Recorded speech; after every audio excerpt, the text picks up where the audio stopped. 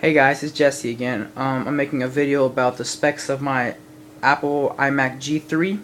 I'm going to tell you a little bit about it, about software it has, what version of OS it has, the keyboard and the mouse it has plugged in, what you can plug into the computer, and I'll make a video soon about how to take it apart, how to upgrade the RAM and the hard drive and everything, how to install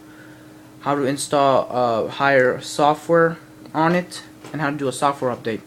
But in this video I'll just tell you about a little bit how it turns on, what it has, how fast it is, how the internet works, and I hope you enjoy it. Alright, first we'll start up by turning it on. And I've used the stopwatch before, how long it takes to start up and shut down. Usually it takes 1 minute to start up, which is pretty fast for this computer. And when these computers came out by Apple, it was running Mac OS 9. And the highest it can go is 10.4.11 because it only has a G3 processor. If it had a G4 processor, or if it had a G5 processor, or if it was an Intel machine, which is pretty hard to upgrade to, then it would be able to run 10.5 and then so on and so forth. But if you're trying to upgrade the computer, you would have to upgrade the RAM, the hard drive, depending on how much storage you have in that, and sometimes the processor.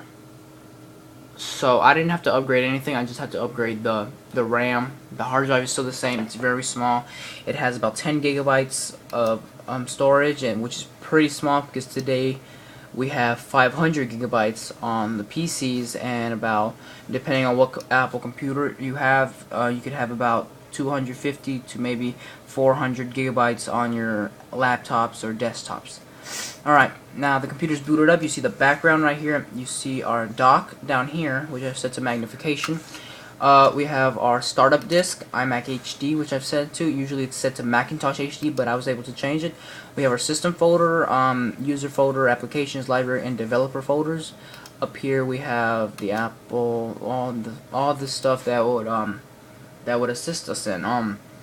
Let's see, let's run the internet, and you can see how fast the internet goes on this machine, depending on how much RAM you have and the speed of your internet. It usually doesn't take that long to start up the internet, but on some computers it would take some time to start up. Like I said, it all depends on how much RAM you have. It all depends about that. Alright, this is the apple.com start page. Usually when you install Safari, it will start it from this page unless you change it to something like Google.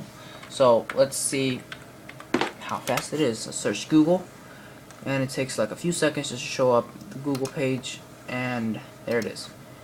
And of course I can type anything I want. I can go YouTube, but I'm not able to get it. I'm not able to watch videos on YouTube because it's pretty slow. Like I said, it all depends, RAM and everything. I don't have that much RAM in here. Let's learn a little bit about this computer. It is a PowerPC G3. It has 400 megahertz. The memory is 768 megabytes for SD RAM. It has Mac OS X version 10.4.11, and I don't believe there are any software updates right now, because I think when I've installed started on here, I didn't believe there are any software updates. I think I've updated to the farthest it can go, unless Apple comes without any more software updates for these computers, but I highly doubt that.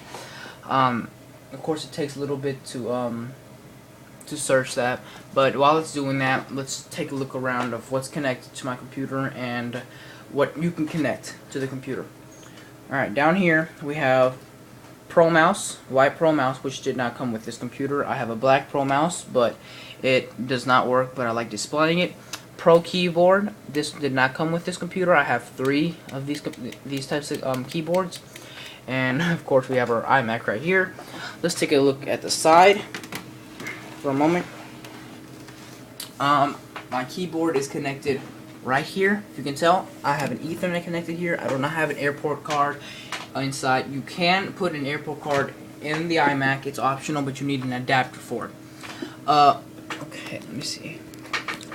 You have 2 FireWire ports right here, headphone jack and microphone jack, telephone jack. We have a restart and command buttons.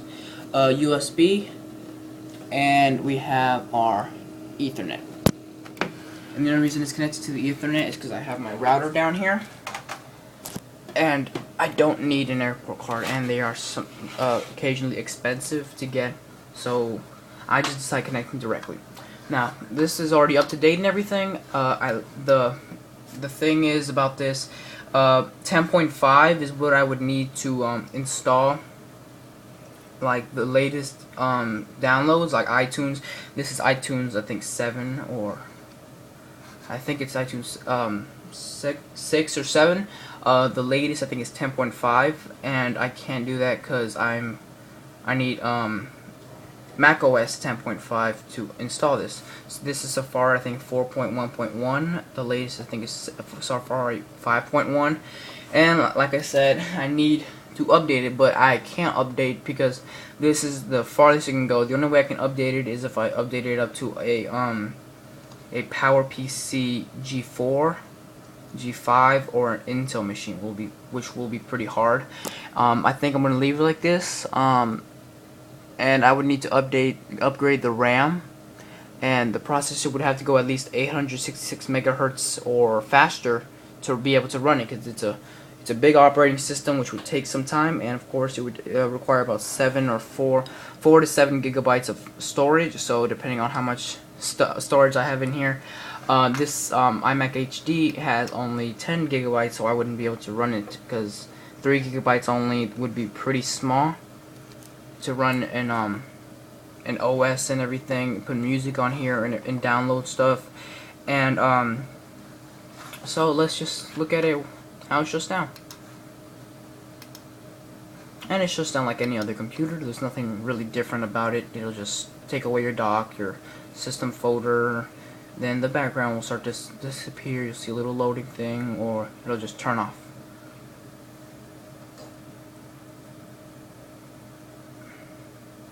And it's off. And you can, or cannot hear, you can hear the monitor relaxing. You'll hear static when you turn off the computer, depending on which computer you have. On my iMac, I hear static when it turns off. Later on, I'll make another video about a how-to video about how to take it apart, upgrade the hard drive and the RAM.